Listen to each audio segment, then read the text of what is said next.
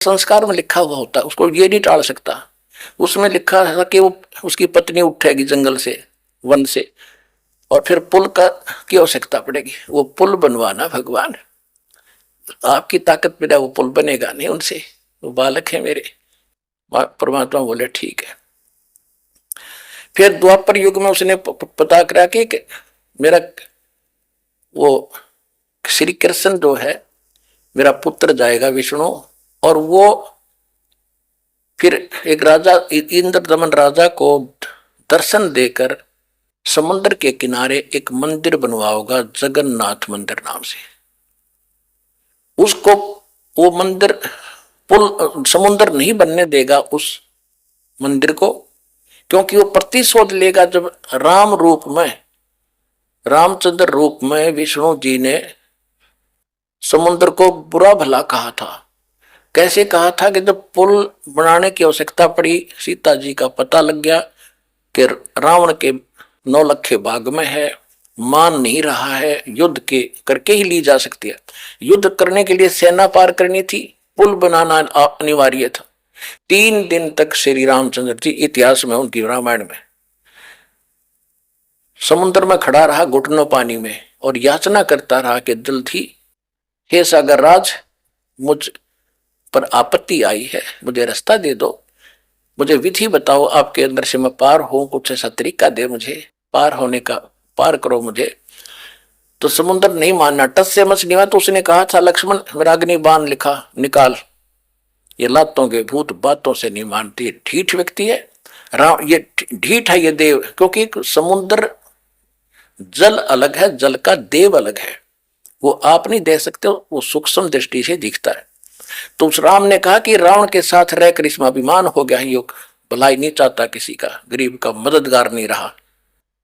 पहले ऋषि लोग समुद्र पर चल पड़ते थे अब सिद्धि से, और राम दौड़तवा सिद्धि भी ना थी, लेकिन जब नो देखा ना कि तुझे फूकेगा, तब समुद्र सामने प्रकट हुआ था विपर रूप धारण करके वो देवता।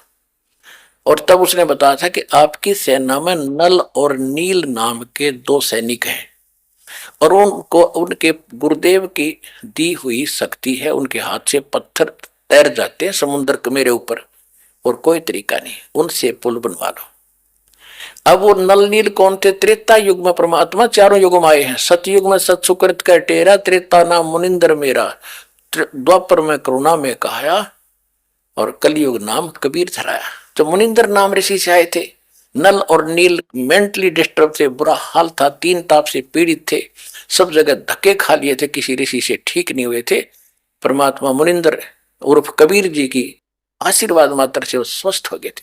उसके बाद उनकी अटूट श्रद्धा बन गई थी, और वो जब समुद्र में कपड़े कुपड़े धोने जाते थे, वो भोले भाले गने थे, डूब जाते थे, बह जाते थे, बर्तन रह जाता एक आधा। फिर ये लंबी कथा है, आज विषय दूसरा है। तो परमेश्वर कबीर जी ने नल नील को आशीर्वाद दे दिया था कि तुम्हारे हाथ से बेटा अब कोई वस्तु जल में नहीं डूबेगी। तो वो उनके पास वरदान मालिक का था, तो हल्दी की गांठ से ऊपर सारी पाक गए। नल नील ने उस दिन अपनी महिमा इतनी मान ली, गुरु जी भी भूल गए, याद नहीं किया परमात्मा को। और रामचंद्र के पूछने पर भी क्यों तुम्हारे पास वो ताकत है? कहां जी है। तो तब कहा दिखाओ, परीक्षण करो।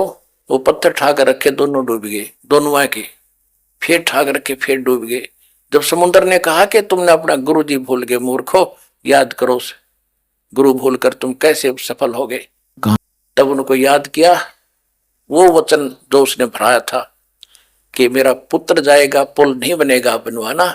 मुनिंदर ऋषि वहां परमात्मा ऋषि रूप में प्रकट हुए, और तब कहा था कि जाओ ये पहाड़ जो है ना, ये 7 वाला पहाड़, इसके चारों तरफ मैंने एक रेखा खींच दी है सोटी से, इसके बीच के पत्थर उठाओ, सब हल्के हो गए हैं। नल नील जो कारीगर भी थे, वो सिर्फ उनको छोल छाल के फंसावे थे, बाकी पत्थर हल्के करे थे कबीर भगवान। ये भी ध्यान से सुन लेना आप।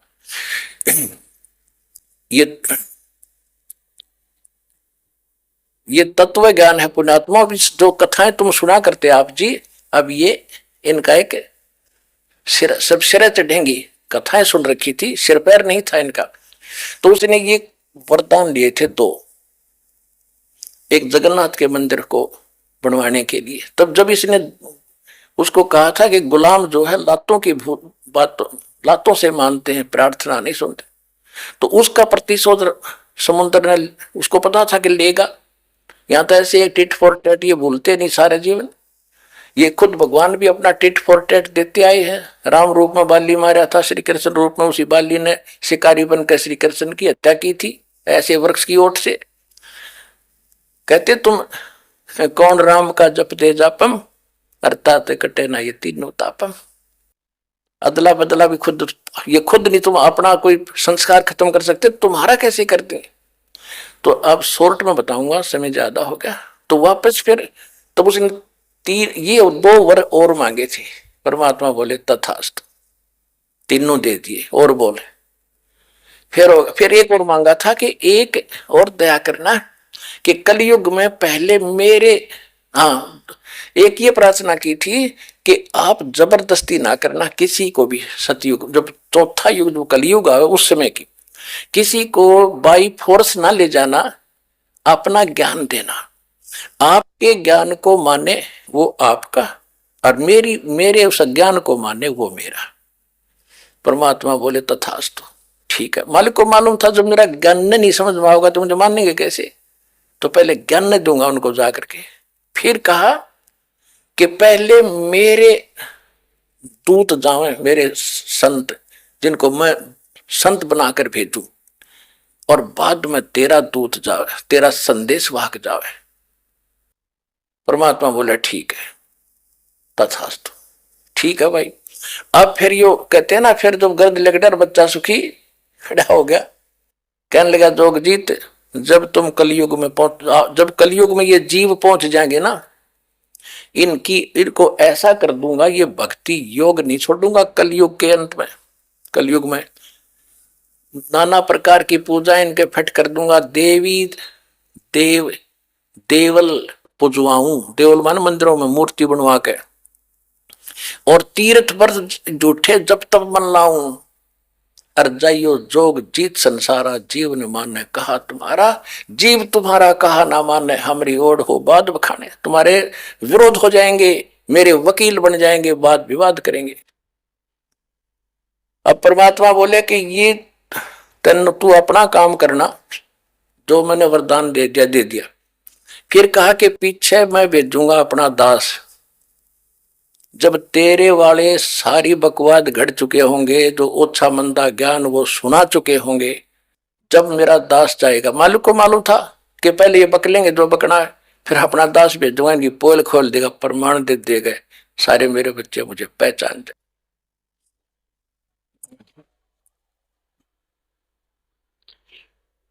तब परमेश्वर ने कहा था कि चौथा युग जब कलयुग आई, तब हम अपना अंश पठाई।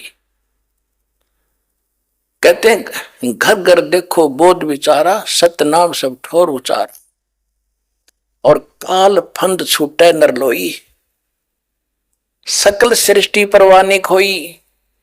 पूरा विश्व मेरा दीक्षित होगा, मेरे मंत्र का, मेरे जाप नाम का। और कलयुग बीते 5505, तब ये वचन मेरा होगा साचा। कलयुग बीत जावे जब एता, तब सकल जीव सभी प्राणी परम पुरुष पद चेता। कि जब इतना 5505 कलयुग बीत जाएगा, उस समय सभी प्राणी जो मनुष्य जीवन धारण करते आएंगे, उस परम पद के चेता होंगे। चेता माने जानकार। कौन से परम पद के? गीता अध्याय नंबर 15 के श्लोक नंबर 4 में कहा कि तत्वदर्शी संत की प्राप्ति के उपरांत परमेश्वर के उस परम पद की खोज करनी चाहिए, जहां जाने के बाद साधक फिर लौटकर कभी संसार में नहीं आते।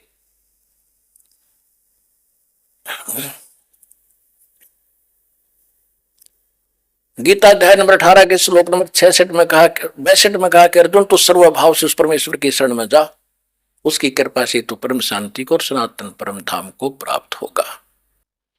तो परमात्मा ने कहा था कि उस समय मैं अपना दास भेजूंगा, पहले तेरे चले जाएंगे और पीछे अंश फिर हमारा आएगा।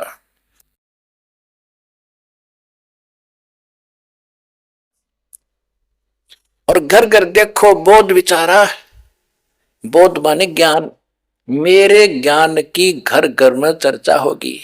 आप देख रहे हो कहीं पर चिप चल रही है, मेमोरी कार्ड से ज्ञान चल रहा है, और कहीं अपने इंटरनेट से देख रहे हैं, कोई डीवीडी प्लेयर से सुन रहा है और सुना रहा है। अब ये कैसे फैल रहा है परमात्मा का वो ज्ञान, जो इस समय 5505 कलयुग बीतने के बाद शुरू होना था। कलयुग 5505 सन 1997 में बीता, उसके बाद से ये सारा प्रचार आपके सामने है।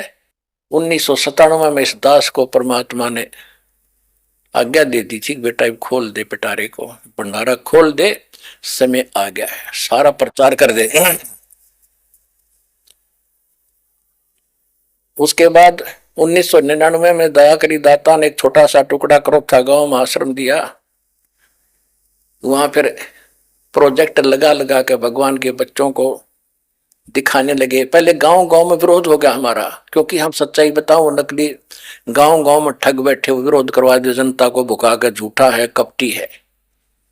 लेकिन भगवान का वचन था, इसलिए फल गया। अब शिक्षा पर बात आई थी। पहले हमारे पूर्वज शिक्षित नहीं थे, इसलिए भगवान को पहचाना नहीं। आज आपको शिक्षा का विष खिलाना पड़ा दाता ने कि एक बार ये शिक्षित हो जा, बुराई करेंगे ज्ञान से, फिर सेट कर लूंगा इन्हें। लेकिन जब तक ये ज्ञान नहीं समझेंगे, मुझे जानेंगे कैसे? ज्ञान होगा फिर विद्या हमारे, हम अनुरूप प्रयोग करेंगे। अब हम गलत प्रयोग कर रहे हैं। तो इसलिए आपको शिक्षित किया है। इसने कैसा जुल्म कर रखा है। आप जब इस ज्ञान से परिचित होकर फिर सामान्य जीवन जीवोगे, तब पता चलेगा कौन सी आग में जल रहे थे और कैसे परमात्मा ने शीतल जल छिड़क दिया इस तत्व ज्ञान का और सत्य नाम और सार नाम का। तब तुम्हारा कल्याण होगा, सारा संसार भगवान की भक्ति करेगा। सकल सृष्टि परवानिक हुई, ये किसी डूम बाट के गीत नहीं है, धनी का वचन है कबीर भगवान का। ये सफल होगा और आपके सामने दिख भी रहा है। देखो कैसे छोटे छोटे बच्चे, ये जो आपके घर आ रहे हैं, ये आम आत्माएं नहीं है, ये विशेष आत्मा भगवान ने भेज रखी तुम्हारे घर में। इनको तो पता ही नहीं रामकृष्ण कौन होगा, ये सीधे भगवान के रंग में रंगे रंग आए होंगे। इनमें तो असमंजस हो ही नहीं सकता। और फिर इनके तो संस्कार इतने गजब के बनेंगे, भगवान हाजिर रहेगा, प्रत्येक इनकी सब दुख दूर करेगा। ये तो आप सुखी होंगे, इनकी टेंशन करने की जरूरत नहीं तुमने। लेकिन दृढ़ रहो, द्वार धनी के पड़ा रहे, धक्के धनी के खावे, 100 काल तक जोली पर द्वार छोड़ने जा। बोलो सतगुरुदेव।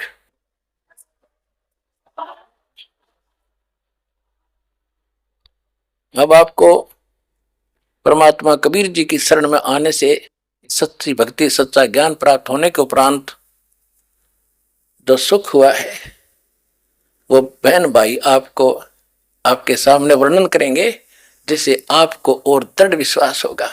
हम बाटों में बट गए, कोई हिंदू बन गया, कोई सिख बन गया, कोई ईसाई बन गया, कोई मुसलमान बन गया। हम तो एक, हम इंसान हैं, हमने इंसान ही बनना पड़ेगा दोबारा।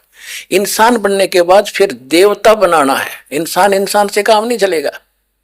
जैसे ये डेरा सच्चा सौदा वाले कितनी फीस लगा ली, गुरमीत सिंह, राम रहीम इंसा, एक आधा और लिख लिए कि मैं रह रहा हूं तो फिर बन जाएगा इंसान।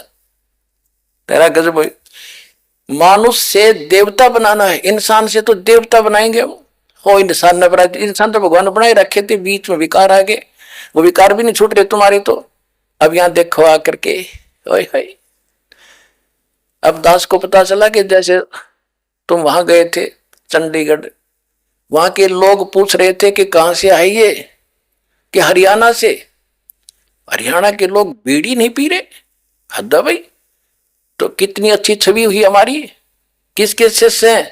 ये संत रामपाल के चेले हैं, कबीर भगवान के बच्चे हैं।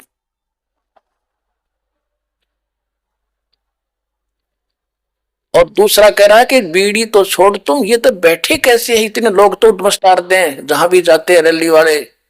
ये तो कोई और ही आत्मा आ रही है कहीं किसी देश से। तो तुम सतलोक के बच्चे हो, सतलोक जाने की तैयारी ऐसे ही बनेगी जब आम विकार छोड़कर देवता बनोगे, आप देवता बन चुके हो, सतलोक जाने की तैयारी है आपकी।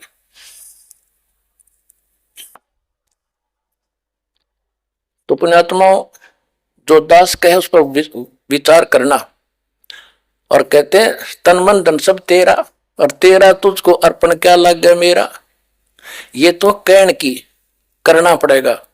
अब कबीर साहब कहते हैं तन मन धन सब मेरा, और मेरा मुझको देगा जब कलजा पटेगा तेरा।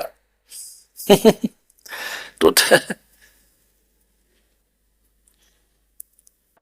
अब ऊपर ऊपर से तो कह रहा जी तन मन धन सब तेरा, और जब मेरा मुझे देने का समय आता जब पीछे नटता है। अब ऐसे नहीं, जो कहा वो करके देखो।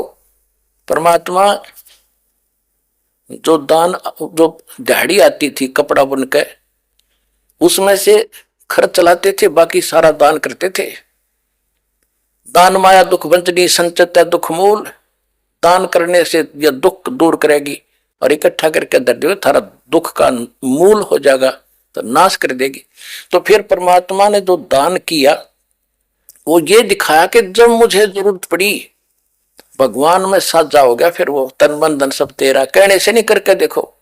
जब भगवान में सीर कर लोगे, उसमें भगवान का उसके अंदर आप पार्टनरशिप हो जाएगी मालिक से, और फिर देखना 18 करोड़ 18 लाख व्यक्तियों को कैसे छका दिया, वो भगवान ते सीर कर लिया। तो ऐसे आप भी उस मालिक ते पार्टनरशिप करो, और वो होगी ऐसे।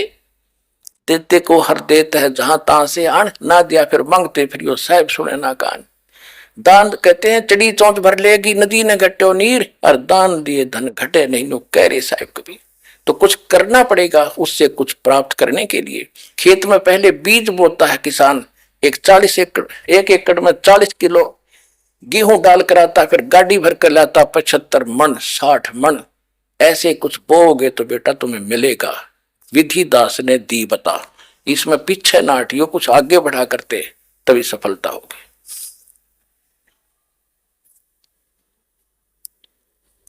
अभी आपको उन बच्चों का अनुभव सुनाएंगे जिन पे परमेश्वर की रजा हो चुकी है। आप पर भी होगी, जमीन पर हुई तो वही तो आप क्रिया कर रहे हो जो दास ने बताई है। आप भी ऐसे सुखी हो जाओगे जैसे ये हुए। सुनिएगा।